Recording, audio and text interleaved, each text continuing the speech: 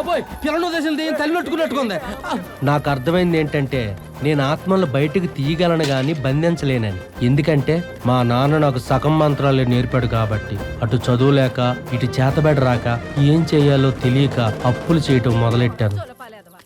అప్పిచ్చిన వాడు వైద్యుడు అంటారు, కానీ నాకు అప్పిచ్చిన వాడు పరమ నీచుడు.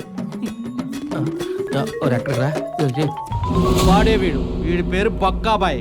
ఏమ్రా అన్న డబ్బులు ఇచ్చేదాకా రోజు పేపర్ బాయ్ లెక్క వస్తూ ఉండేవాడివి, ఇచ్చినాకేందిరా పోస్ట్ మ్యాన్ లెక్క మాయమైపోతుండవు? అరే నీలా పారిపోయే అవులేగాలందరినీ పట్టుకోనికేరా వీళ్ళందరినీ మేపుతాండా? అది ఇలా తిండికి నాకు రోజుకు ఎన్ని వేలు ఖర్చు అవుతాండే తెలుసా? వీళ్ళందరినీ మేపడానికి ఎంత ఖర్చు చేస్తావా? ఎందుకన్నా? అరే ఎందుకంటావేంది బే? అరే కబ్జాలు చేయాలనా, కాళ్ళు చేతులు ఇరగొట్టాలనా, సెటిల్మెంట్లు చేయాలా? అబ్బో చాలా లిస్ట్ ఉంది బే. దానికి మందంత ఎందుకన్నా? వీళ్ళందరినీ మేపి బదులు నొక్కని పెట్టుకో. ఎంట్రిక వాసన వాళ్ళ కాళ్ళు చేతులు ఇరగొట్టకపోతే నేను మా అయ్యా సవరంగా కుట్టినోడు కాదు.